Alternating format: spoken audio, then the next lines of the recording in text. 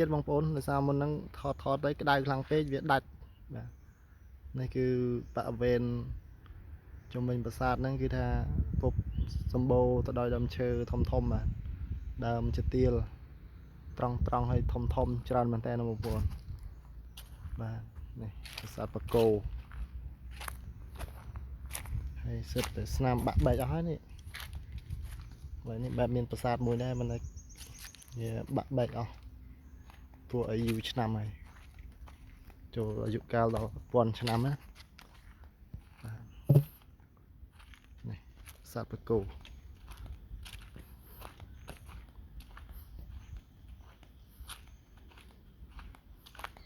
នេះរចនាបថប្រាសាទបកគោបងប្អូន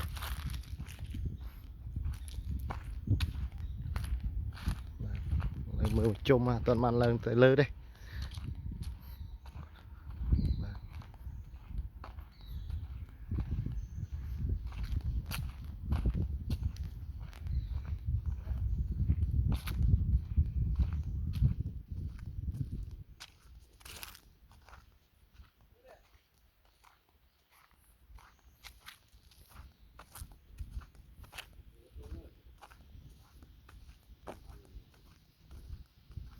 នេះគឺប្រាសាទដែលជាងពងសាងសង់ជួសជុលឡើងវិញ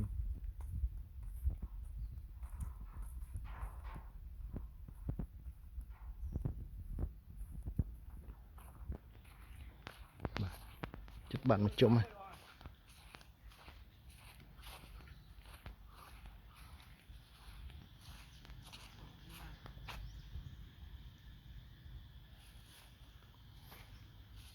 តួប្រាសាទមួយដែរនៅក្បែរគ្នា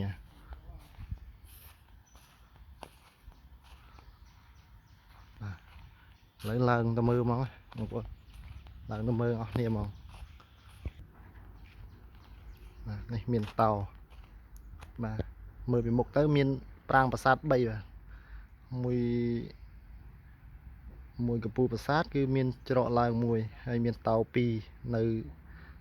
អមសងខាងផ្លូវបាទបាទនេះបងប្អូនបាទតោះទៅអស់នេះឡើងអស់នេះនេះ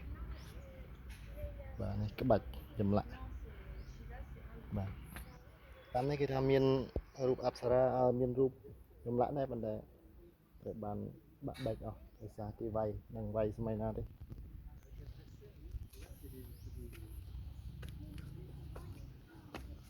បាទនេះតួប្រាសាទកណ្ដាលគេ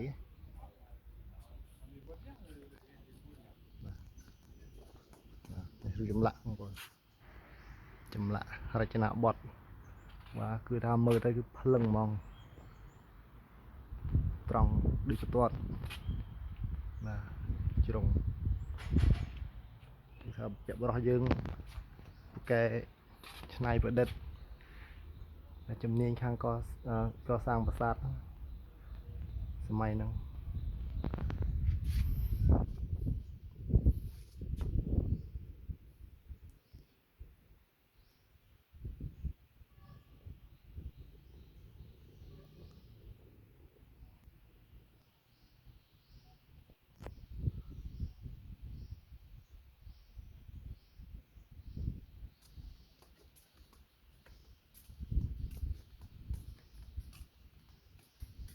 នេះខ្ញុំឡើងមកលើហ្នឹងបងប្អូន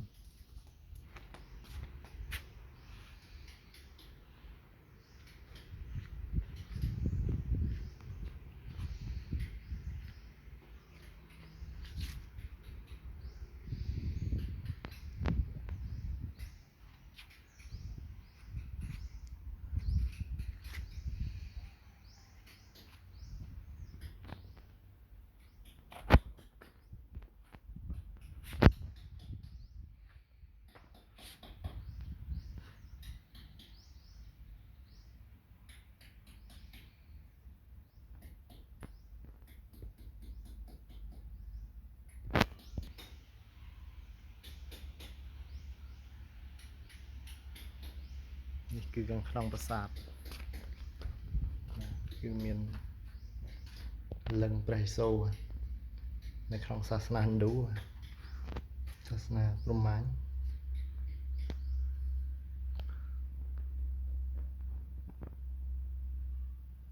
ពីក្នុង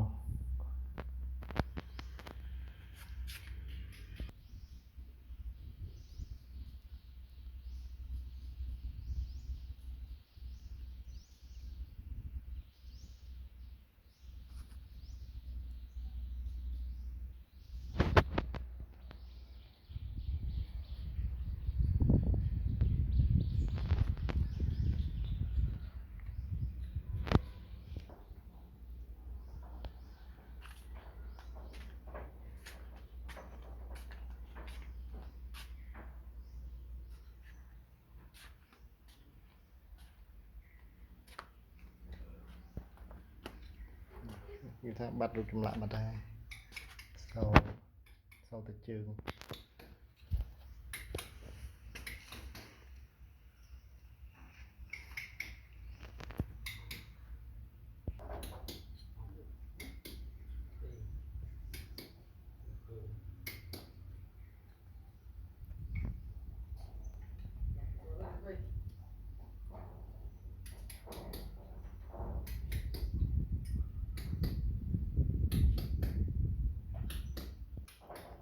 ះតាមច្រកទ្វារប្រាសាទគឺមានសិលាចារឹកបាទសិលាចារឹកអក្សរពីបុរាណណាខ្ញុំមិនចេះមើលដែរចេះអានដែរតែគឺបុព្វបុរសអាចារ្យសរសេរទុកពីប្រវត្តិប្រាសាទមួយ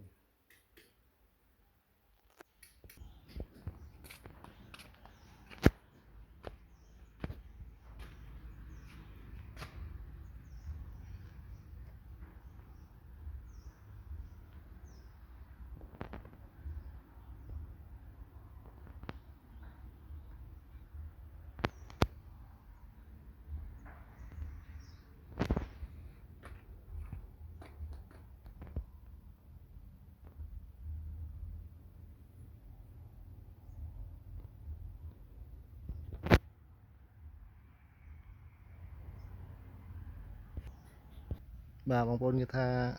កំពូលប្រាសាទគឺមាន6ប្រាសាទនៅលើហ្នឹងណាកំពូល6ពេលយើងឡើងទៅបាទបងប្អូនតែមើលមុខឯងឃើញតែ3ទេដល់ពេលឡើងទៅមាន6កំពូលតែនៅក្នុងទឹកដីខេត្តសៀមរាបយ៉ាងនេះគេថាសម្បូរប្រាសាទមែនតើណាបងប្អូនច្រើនខ្លាំងណាស់បាទសង្កត់ពីពេញនៃទឹកដីក្នុងខេត្តសៀមរាបតែម្ដងបាទគឺសម្បូរទៅដោយប្រាសាទបុរាណដែលបុព្វបុរសខ្មែរបានសាងសង់បាទឥឡូវគឺអស់ហើយបងប្អូនគឺមានតែប៉ុណ្្នឹងទេអរគុណបងប្អូនប្រិយមិត្តអស់គ្នាយ៉ាងច្រើនដែលបានចំណាយពេលទស្សនាវីដេអូនេះតាំងពីដើមដល់ចប់បាទខ្ញុំមិនសូវចេះបរិយាយច្រើនទេអញ្ចឹងគឺគ្រាន់តែបង្ហាញបងប្អូនតែប៉ុណ្្នឹងបាទអញ្ចឹងអរគុណសូមជម្រាបលា